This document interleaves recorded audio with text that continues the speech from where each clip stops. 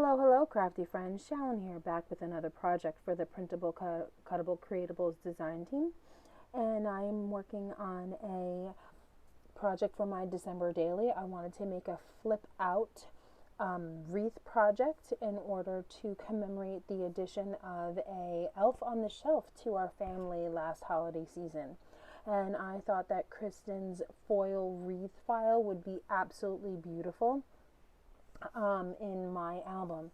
And so here what you are looking at is I am using my foil quill, and I have it attached to a battery pack that you can see at the top there, and I have it placed towards the bottom part of my map because I need to release the green foil and add on the red foil so I get the beautiful foiling effect of both the leaves and the holly. And then what is going to happen is you're going to see that I'm going to have my silhouette cut out the innards of the wreath so I can place a photo behind each of the holes on the inside of the wreath, and then make a flip out. I have about 24 pictures commemorating the various bits of mischief that our elf Peppermint got into throughout the holiday season, and I wanted to have a spot to display all of those pictures. And I do need to apologize about the quality of my voice. I hope it's okay because I have been fighting laryngitis the whole entire week, and this is the best that my voice has sounded in quite some time. If you take a look there, my Cameo 3 is currently cutting out the inner part of each wreath for my album, and I completed this process on 4 different sheets of paper because what I wanted to do was align them back to back, so when you turn the page, you see 2 full pages back to back of all of the different elf adventures for, like I said, a total of 24 wreaths. And 2 of those pages I did also cut out with holes so they can slip into my album. I typically like to scrapbook 12 by 12, but for my December daily, I have found the past couple of years that I enjoy the 6 by 8 size, and I enjoy the interactive bits for the December daily or December documented project. Personally, I don't document every single day. I just try to get between 24 and 30 stories written down for the holiday season. So what I am doing here is I lined up my extra piece of paper, the flip out paper, and I circled the holes, and then I'm trimming off the extra so I know about how big the pages are going to be for both the flip out and the part that's going to be attached to the actual album, because I do have a little bit more of a wider page so it would slip into my album to allow for the holes for the binder rings. And then so what I did is I just trimmed off a little extra there, and then you're going to see it's not exactly perfect, but I just line it up at the end with a hole punch, and it fits in my album beautifully. So what I'm doing here is I want to create an inside page, so I just do it old-fashioned, and I just trace around the outside edge and cut out with my paper trimmer the inside page where both sets of photos, the front photos and the back photos, are going to be adhered to. So I go through that process 2 times because I'm going to do it for both the page that's attached to the album and the flip out page. So right here I'm just again tracing the outer edge and trimming it out, and I am just lining it up and cutting it out. And you'll see because I'm tracing the outside edge, the papers are just a little bit too big, but I am able to very easily rectify that by just trimming them with my scissors, and they come out nice and easy. I use the Project Life photo app to print out my pictures to be 2 by 2 squares. And so what I wanted to do was just kind of cut them all out, which you see me doing here. so that they were all ready to go for me to place inside of each of my wreaths.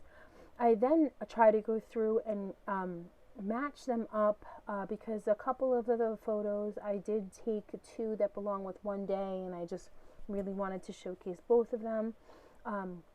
And because, like I said, this is from the 2021 last Christmas season's adventures, you can see that I'm working off of my journal. I have my journal, my December daily journal up on the upper left-hand corner there, where I just keep all of my notes for all of the things that I want to make sure that I include in my December daily. Up until this year's gonna be a push, but I'm going to try to not only catch up on my 2021, but also scrap the present day 2022 holiday season, so then I can be kind of like even with the years, because up until now I've been scrapping a year behind, which I've been able to do, thank goodness, because of my excellent journal keeping skills, because I rely on that journal very, very heavily when I'm going to put together all of the December daily album pieces. But I really would like to try to kind of align it a little bit better to be a little bit more kind of currently as we go. So here I am just making sure that the pages are all aligned. Here is where I am just trimming off the little bit of excess before I get to work. And look, that's just a tiny little sliver. So it really wasn't a problem to do that. And since you're not going to see that inside piece anyway, because it's going to be sandwiched in between the layers, it's okay if it wasn't exactly perfect. That's not going to bother me. Here I am just trying to organize all of the pictures, and then you see I ended up kind of mixing them up a little bit differently later, but the organization definitely helped me as I was building this project. Right here, I'm just making sure that the picture, all the elements of the picture are peeking out of the window, the wreath window there that's poking through. And I do this for every single picture, and because I sized the inside of the window to match the 2x2 square framing, it really isn't so much of a problem. You'll see a little bit later, actually see it on the screen right now, that Be Good picture. Because the B is up at the very, very top, I do have to kind of finagle with that one a little bit, but the rest of them were very easy to align inside of the windows. And then, excuse me, what I just do is I just align my square photos, and then I just use a regular piece of Scotch tape to tape them on the back so they don't shift around. And then when I'm ready to adhere the white middle piece, what I do is I place a strip of adhesive across every single photo, and then down the middle of the page, and down the sides, the top and the bottom, and then across the middle white pieces in between the photos as well. So everything has a nice layer of adhesive and will stick and be even on that white piece of a middle paper. Like I said, I only intended the Scotch tape to be a placeholder so the the pictures stayed in the window how I wanted them to be placed. And I use the ATG gun to make sure that they are going to be adhered there for hopefully the life of the album. And then I just take my hand and I just smooth over along the back, making sure that everything is well adhered. Here I'm just taking a piece of scrap cardstock, and unfortunately I'm sorry that the frame was out of shot there, but all I did was just do a little measuring line because the scrap cardstock was longer than my piece of paper. And what I'm doing is I'm cutting this scrap piece of paper down to 1 inch wide, because I'm going to use it as a hinge for my flip. And then, as you can see here, I'm grabbing my my scorer, and I am scoring it at a 1/2 inch all the way down. Again, I'm sorry that it's out of frame there. I've been playing with lots of different shots. And I am folding it along the score line for my hinge. And what I'm going to be doing is I'm going to be adhering the left side to the left hand side of the score line, I'm going to be leaving the score line with nothing on it. It's just a very, very small piece, very, very small gap, so I don't have any problem when I go to fold.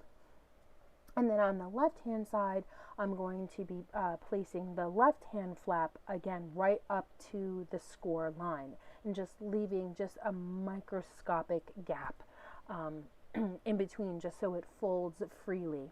And as you can see, I placed a strip of adhesive on the left hand side. I adhered it, and now I'm placing a strip of adhesive on the right hand side of my hinge and lining up the right hand page.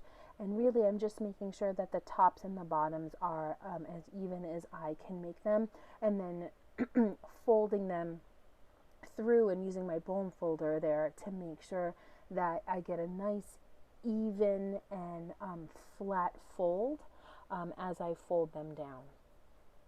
And then I go through the process again of making sure that all of my pictures are adhered and centered inside of the squares, and again just taping them down with some Scotch tape there is what I go through when I do, because I really just want to make sure that everything is just even and that you can see all of the important parts of the photo there.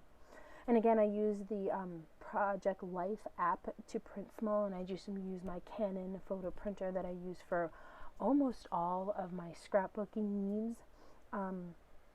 I use my Canon photo printer. My Canon photo craft printer is really quite wonderful. Here is where I kind of realized that I was more off frame than I had originally intended. So now you can see my entire process a little bit better. And I also want to just take a moment and apologize for the shadow that you can see there from the arm of my camera holder.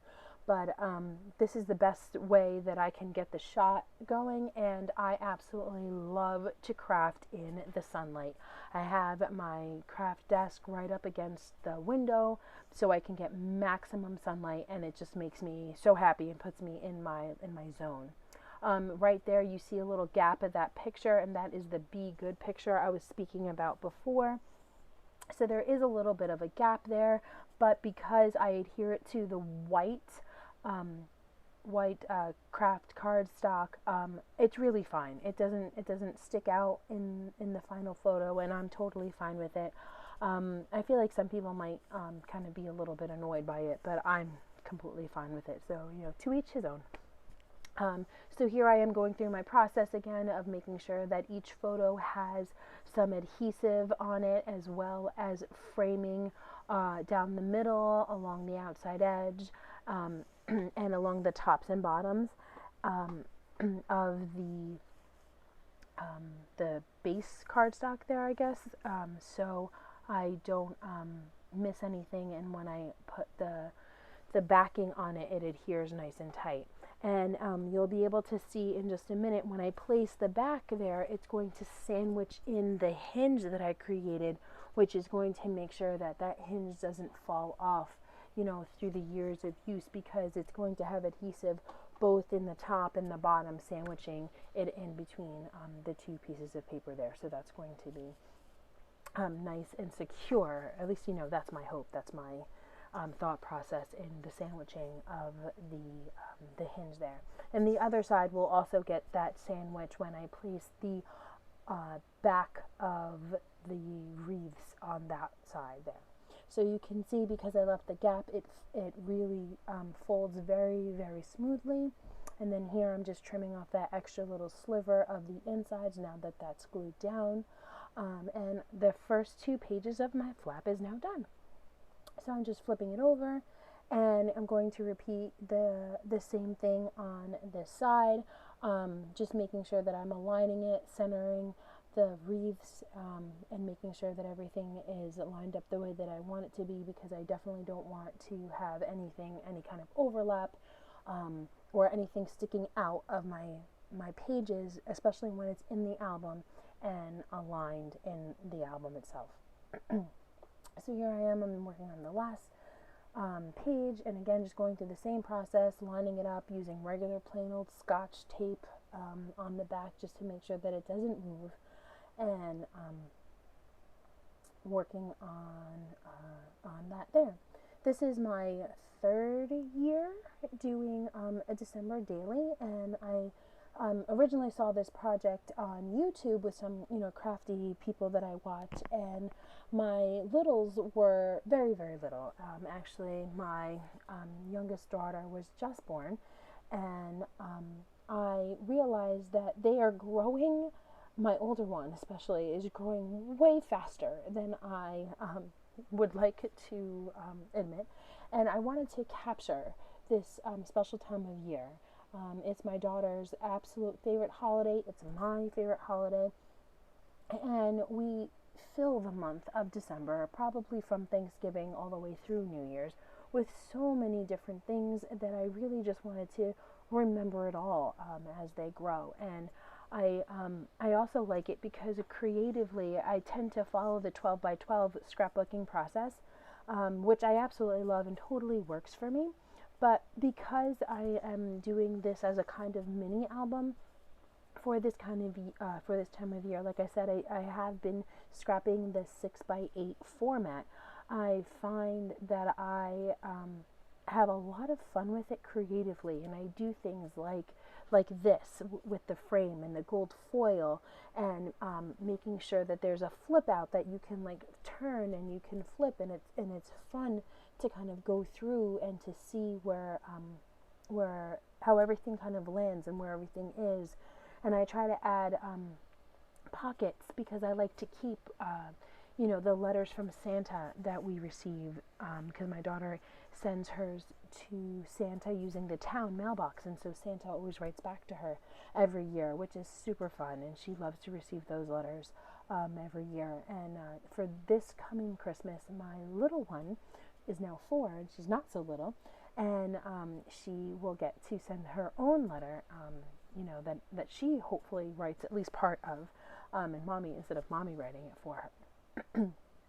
So I just like to create all those little pockets and places to, keep all of these memorabilia, keepsakes, I don't know, bits of Christmas.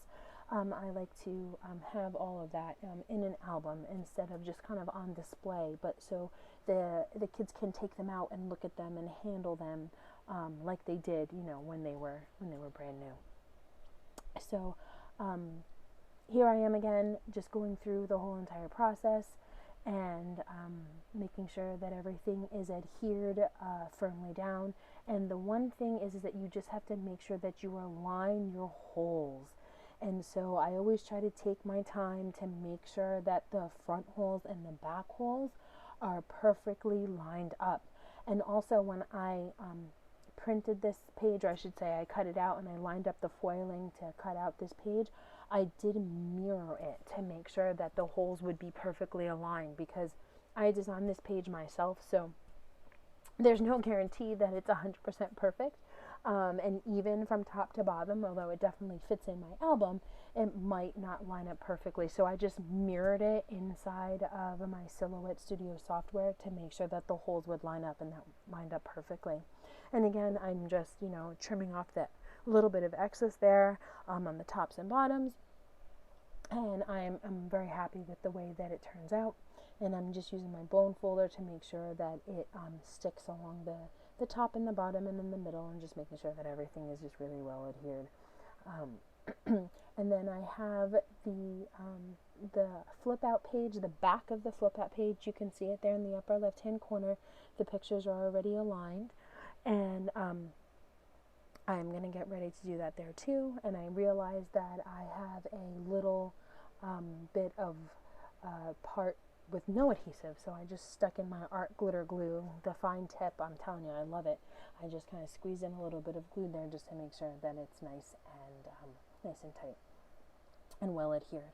And here we go. I'm just placing on my final page, and I'm making sure that it's a little bit closer to the fold line than it is to the left hand side with the holes, because I know that I'm going to have to go in and just tighten up those holes with a hole punch, and I don't want to accidentally cut off the beautiful foiling that I absolutely love how the file came out. It's just gorgeous.